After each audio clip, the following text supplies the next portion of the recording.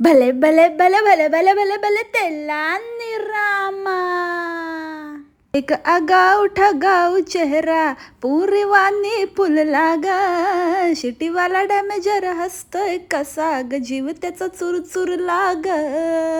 नको राणी नको लाजू, लाजू मध्ये नको बिजू, इथं नको जिम मध्ये जाऊ, आडशाला उभं राहू का बघत्यात.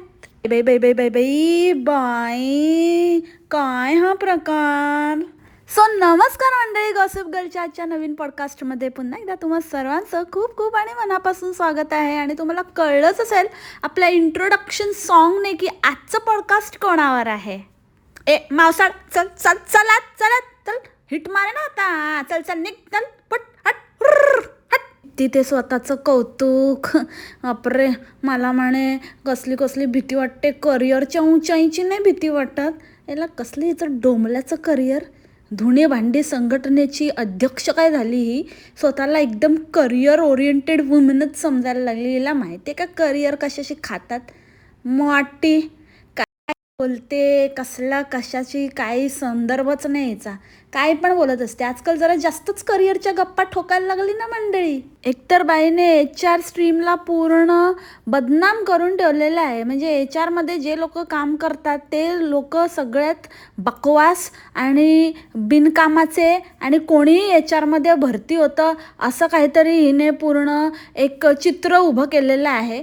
कारण ही सगळीकडे बोंबाबोंब करून मोकळी झाली, मी HR मध्ये होती, मी HR मध्ये होती.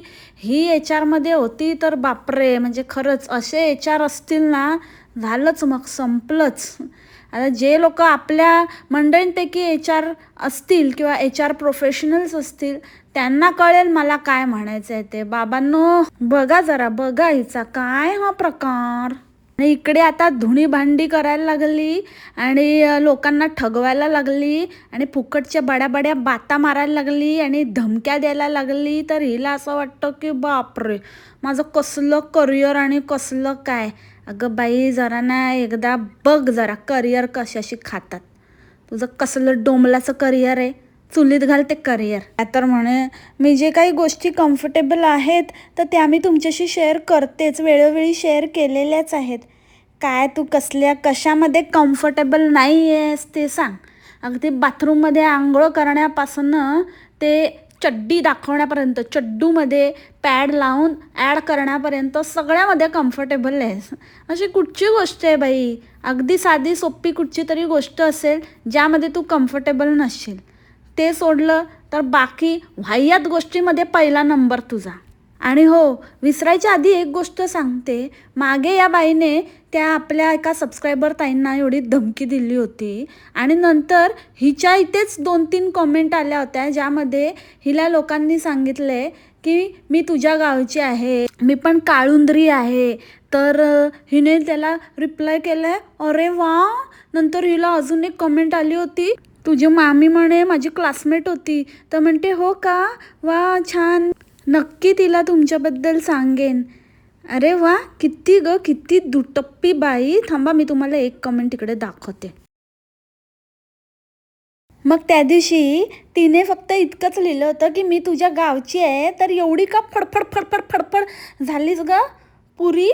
पाणी पडलं की काय तुझ्या अंगावर, हा का तेलात तुझ्या गरम उकळत त्या तेलामध्ये पाणी पडल्यावर कसं तेल असं तडतड तडतड तडतड करतं तशी तडतडायला लागलीस गंगूबाई तेली कुठची.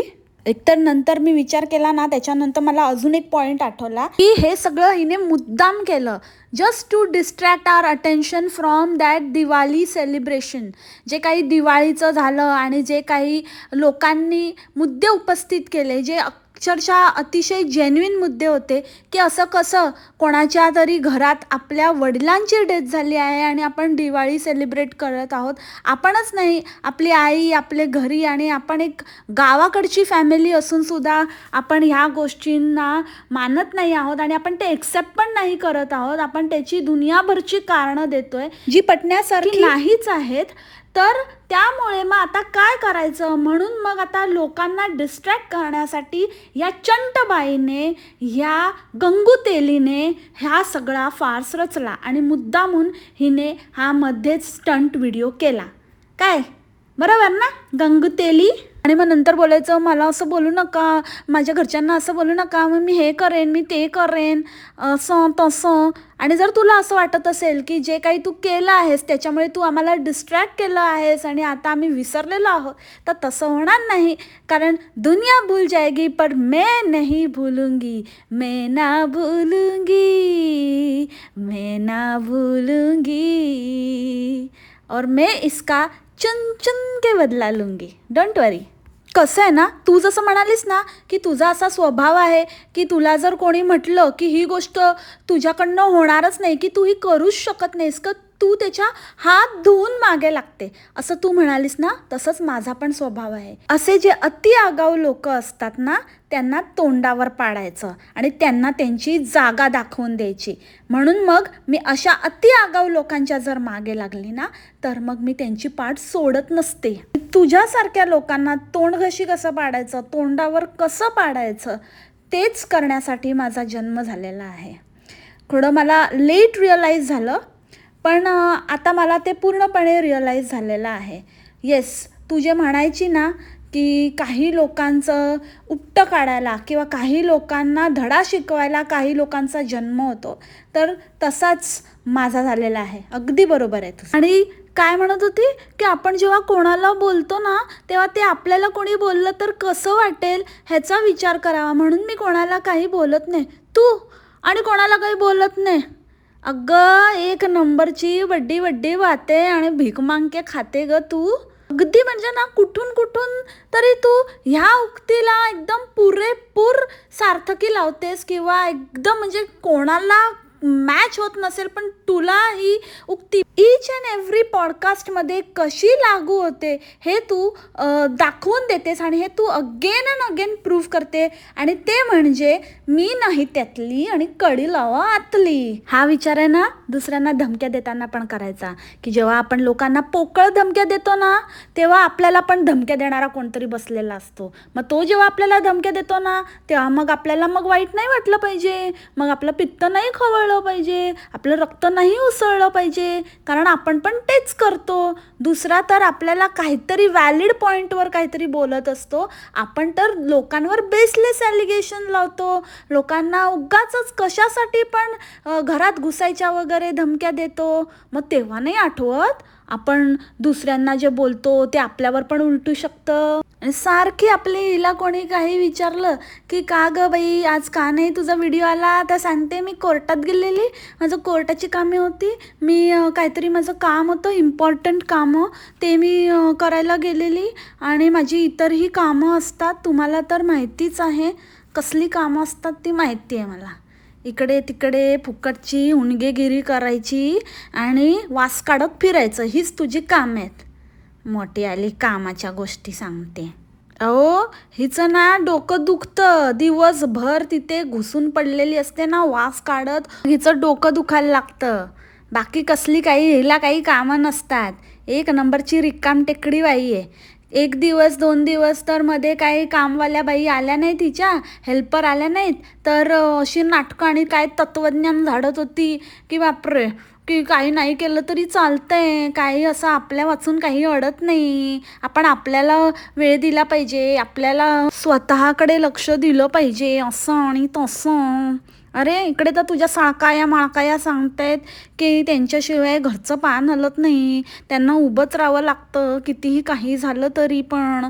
मग आणि तू असं वेगळंच काहीतरी तत्त्वज्ञान देते. अगं बाई काय ते नीट त्यांना समजावून सांग, त्या वेगळं सांगतायत तू वेगळं सांगते. आणि तू तर आहेसच ग सेल्फिश. तुझं नसेल तुझं तर तसं पण तुझ्या असण्याने नसण्याने कोणाला काही फरकच पडत नसेल, कारण अशा पण सेल्फिश बाईचा काय उपयोग आहे ना. म्हणून ते तुझ्या बाबतीत असेल, पण आमच्या बाबतीत बाबा तसं नाही आहे. आमच्या घरात आमच्या असण्या नसण्याने फरक पडतो, आम्हाला उभं राहावंच लागतं. आमच्या घरात जर आम्ही नाही केलं तर कोणी करणारं नाही आहे, आणि आम्हाला असं वाटतं की आमच्या घरातल्यांचं हेल्थ आणि त्यांचं जे काही आहे ते सगळं काही व्यवस्थित व्हावं. आम्ही असं मुलांना मराठी मीडियमला घालून आणि ट्युशनच्या जीवावर सोडून देत नाही. स्वतः मराठी मीडियममध्ये शिकलेलं असूनसुद्धा इंग्लिश मीडियममध्ये जरी मुलांना घातलं तरी आम्ही मेक शुअर करतो की कसं आम्ही स्वतःला अपग्रेड करू, कसं काय आम्ही फावल्या वेळामध्ये आपल्या मुलांना आता काय शिकवायचं आहे, त्यांना काय कुठे लक्ष देण्याची गरज आहे त्याचा अभ्यास करू आणि नंतर मग त्यांना पुरेसा वेळ देऊ, ना की आम्ही नट्टापट्टा आणि चट्टामट्टा करण्यामध्ये वेळ घालवला कधी. तर प्रायोरिटी ह्या प्रत्येकाच्या वेगवेगळ्या असतात. तर तुझी प्रायोरिटी असशील तू, पण आमची प्रायोरिटी लिस्टमध्ये आमची फॅमिली फर्स्ट आहे. ओके, ठीक आहे. तर तुझं ना ते बकवास ज्ञान ना ते तुझ्याकडेच ठेव. आणि दुसरी गोष्ट, आम्ही गाढवाच्या तोंडातनं वेद वदवत नाही, आणि वदवलेच तर त्याचं खापर आम्ही टीचर्सच्या डोक्यावर फोडत नाही. म्हणजे आम्ही कशी शाणी, मी किती गो बाई मी हुशार, किती गो बाई मी हुशार, आणि बाकी सगळे वेडे. तू इतकी शाणी असतीस ना तर टीचरकडनं करेक्शन करून घेतलं असतंस. पण काय आहे ना, लक्षच नाही ना मुळी. लक्ष कुठे भलतीकडेच आहे. त्याच्यामुळे बाबा स्वतःशिवाय दुसरं काही दिसतच नाही. लक्ष असेल आपल्या घरच्यांकडे, आपल्या मुलाकडे, नवऱ्याकडे, तर आपल्याला कळेल ना त्यांना काय हवं आहे, काय नको आहे, कुठे चुकतंय, काय बरोबर आहे, नाही का. स्वतःसारखं रट्टेबाज पोराला पण बनवायचं आहे. सगळ्यांचं वय सांगत असते. हिला असं वाटतं, हिला बस फक्त हिची तारीफ करा. माकड म्हणते माझे ढुंगूलाल, तसं आहे हिचं.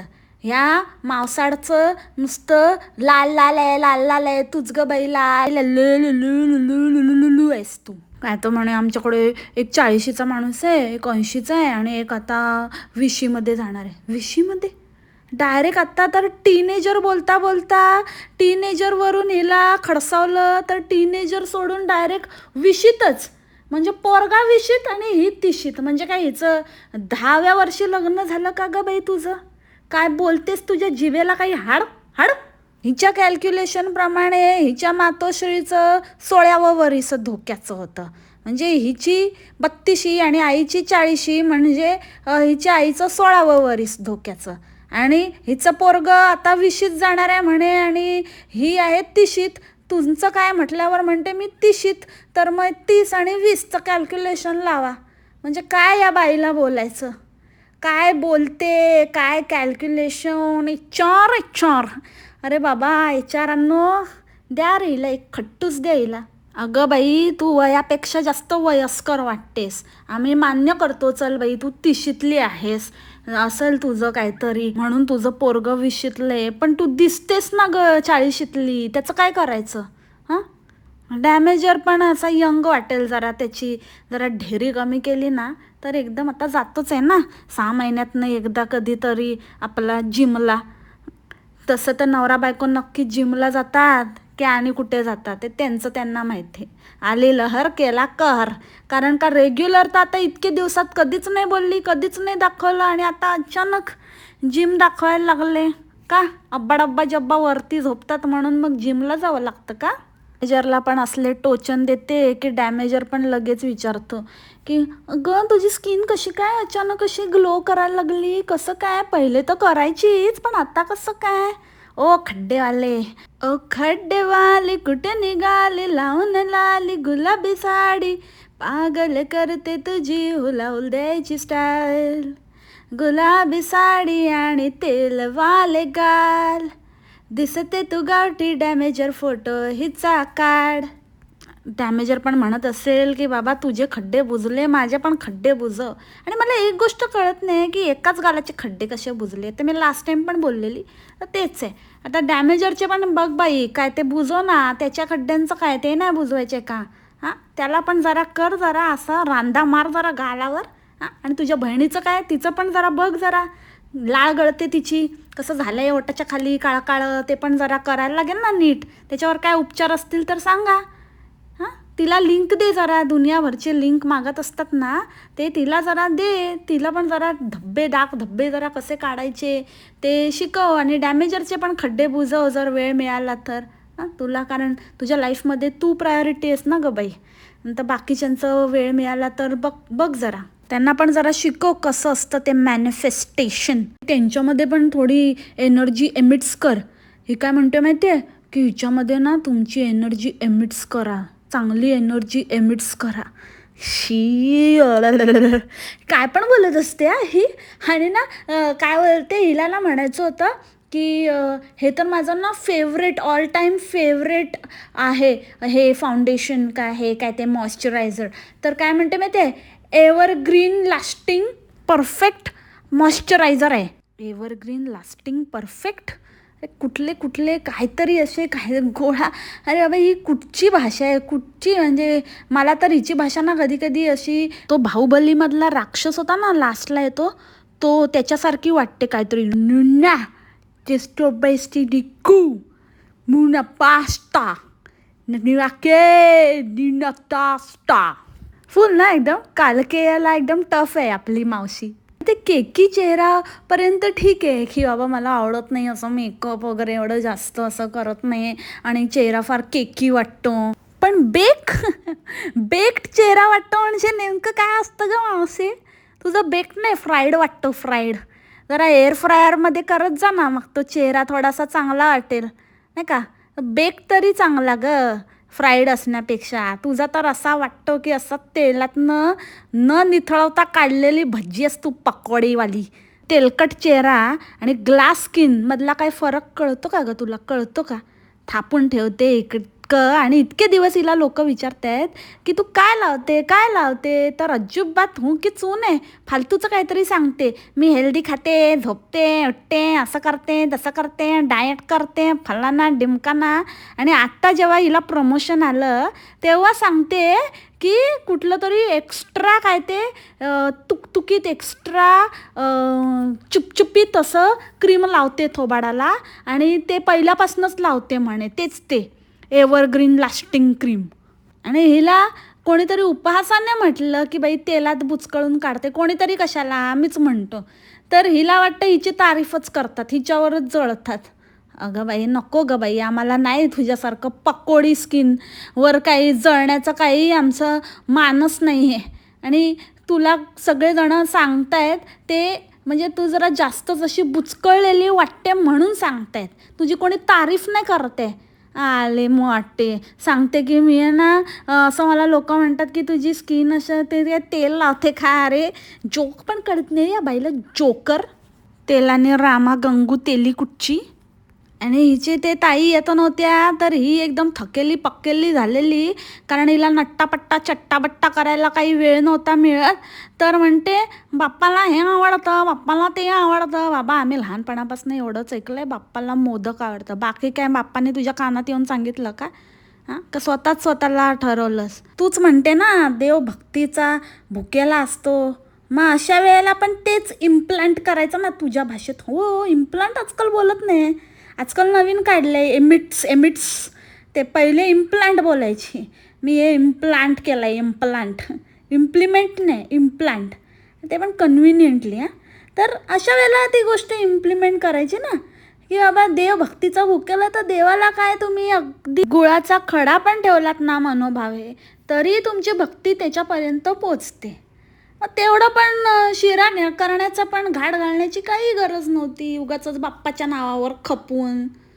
हिने एक शिरा देणार आणि त्याच्या मागे 10 गोष्टी त्याच्या बिचाऱ्या देवावर बर्डन करून ठेवणार. हिचं मॅनिफेस्टेशन आणि इच्छाधारी नागिनच्या काही संपतच नाहीत. तो देव पण म्हणत असेल बाई बस झालं, इतने में इतनाच मिलेगा, जास्त पण काय अति नको मागूस. एक गोष्ट ठेवते त्याच्या बदल्यात 10 गोष्टी हिला पाहिजे असतात. निस्वार्थ मनाने केलेली सेवाच नाही. आणि ते कुठे ते ह्याच्यात गेलेली ॲडव्हेंचर पार्कमध्ये, तर कुठलं ते ॲडव्हेंचर केलं ते आमच्या इथे ना, इकडे लहान पोरं, ती अरबींचे पोरं ना अगदी नुकतीच चालायला लागलेली पण करतात. त्याच्यामध्ये काय एवढं मोठं कौतुक नाही आहे. ओ बाबा मला तू करताच येणार नाही, मी तू करूनच दाखवलं, कसली भारी आहे तू, तुला रोडीजला पाठवूया आणि फोडेजला पाठवूया. काय म्हणायचं रे बाबा भक्तांना, रे बाबा कुठचे गावठी. रोडीचं तर माहिती नाही, पण रोडवर फिरत असते ही येडीबाई. नाही तो फ्रॉक आणि ते काय ते बेल्ट लावणं हेच करते वाटतं. मला असं वाटतं सारखं आपली पोलीस स्टेशनला जायची ना, सारखं हिच्या फेऱ्या झारा बघून त्या पोलिसांनी हिला बेल्ट फ्री दिला असेल. बाई जा हा बेल्ट घे आणि जा एकदाची इथून, येडीबाई हट हुट. तर तो बेल्ट लावून ही सगळीकडे नुसती आजकाल फिरत असते.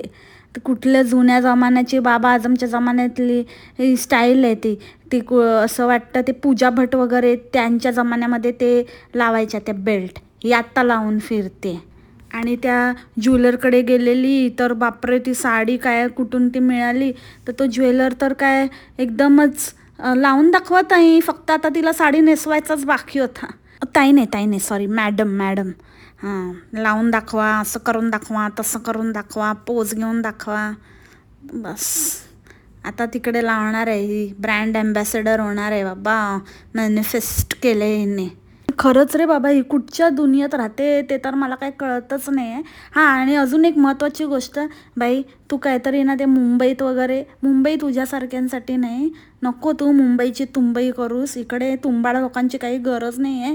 ते तुमच्या तिथेच काय ते तुंबवा, ते काय तुंबी करायचे, तुंबाडगिरी करायचे, ते तिथेच करा. असलं काहीतरी इच्छा काहीतरी बाळगू नका. हां, तसं पण तुला आवडत नाही, जीव घुसमटतो. तुझ्या आईला तर काय बाबा फुल इज्जत काढून गेलेली डॅमेजरची. तर नको बाबा, तिकडेच तुम्ही मोठ्या घरात राहा. आणि मग तिकडे तुम्हाला सांगितलं होतं ना, तुझं स्वप्न आहे नाही का, तिकडे तलावासमोरच झुडपात बसायचं म्हणते, झुडपात शेजारी घर घ्यायचं वगैरे. तर ते तुझं स्वप्न आहे ना, ते तू पूर्ण कर. डॅमेजर तिकडे शिट्ट्या वाजेल फुर्र. हां, तेच कर.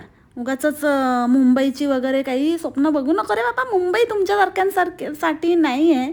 ते जे वेगळी लोकं राहतात तिथे, आमच्यासारखी बाबा पामरं राहतात तिकडे, त्यांनाच राहू दे. तुम्ही राहा बाबा, मोठे वडे वाटते. हां, तिथेच राहा. हां, नावं ठेवायची आणि नंतर मग म्हणायचं की मला मुंबईत घ्यायचं आहे, कधीतरी मी घेणार. मग कशाला, एवढंच आवडत नाही ना, एवढं नावं ठेवते तर मग कशाला पाहिजे. आधी तुझ्या नकाशात मुंबई कुठपर्यंत आहे, हां, मुलुंडपर्यंत आहे की आणि कुठपर्यंत आहे, ते सगळं नीट आधी बघून घे. हां, तो नकाशा आधी तुझा बरोबर नाही आहे, त्याच्यामुळे तू नक्की मुंबई म्हणतेस, पण मुंबईच आहे की आणि कुठली जागा आहे ते एकदा कन्फर्म करून घे. हां, नंतर मुंबईच्या गोष्टी कर. आली मोठी तिकडे गेलेली, वडापाव खायला घातला आयशीला, काय मिळालं नाही तिला. जाऊ दे आता, काय बोलायचं, पुन्हा तेच उकरून काढायला आपल्याला सवय नाही तसली. हां, आणि शेवटची आणि महत्त्वाची गोष्ट, आत्ता ताईंचा उन्हाळा येतोय, सगळीकडे थंडी, गुलाबी थंडी आता पसरू लागलेली आहे. काल तर कोणीतरी मला मस्त स्क्रीनशॉट पाठवलेला, पुण्याला मस्त 18 डिग्रीपर्यंत टेम्परेचर गेलं होतं. मस्त छानपैकी. इतकंच काय, इकडे पण मस्त एकदम थंड गारगार वाटायला आहे. आणि तिकडे ताईंचा उन्हाळा चालू होतोय. असं कुठल्या मुंबईत राहतात बाई ताई की जिथे आता उन्हाळा चालू होतोय. अरे ठीक आहे, थोडं गरम होत असेल अजून, पण म्हणून काही उन्हाळा येत नाही आहे, हिवाळाच येतोय जगामध्ये आणि मुंबईमध्ये पण. तुमच्या प्रमोशनसाठी उन्हाळा आला का, की तुम्ही कॉटनचा ड्रेस मागवला, मग आता कॉटनचा ड्रेस मागवण्यामागचं आता काय कारण सांगायचं, पब्लिकला येडा बनवायचं, म्हणून मग आता उन्हाळा येतोय म्हणतात ताई. काय बोलायचं रे बाबा, अरे मारो खोपडीत तोड साली. आणि हो, कभी किसी को इतना भी मत डराओ की डर ही खतम हो जाए, मॅरी कॉम म्हणाली होती ना. हां, तेच स्वतःला लागू कर, नुसतं तोंडाच्या वाफा नको काढूस. तू पण इतकं लोकांना फालतूचं घाबरवते ना, की तुझा आता ना डर कसा खतम होणार आहे ते बघच तू. Just wait and watch baby. तर मंडळी, याच नोटवर आजचं पॉडकास्ट इथेच थांबते. आय होप तुम्हाला आवडलं असेल. माऊस क्वीनचं पॉडकास्ट, आणि नाही आवडणार असं तर होऊच नाही शकत. सो भरभरून कमेंट्स करा, एम्बिट्स करा. भेटूया उद्याच्या पॉडकास्टमध्ये. Till then take care, bye and मासलामा.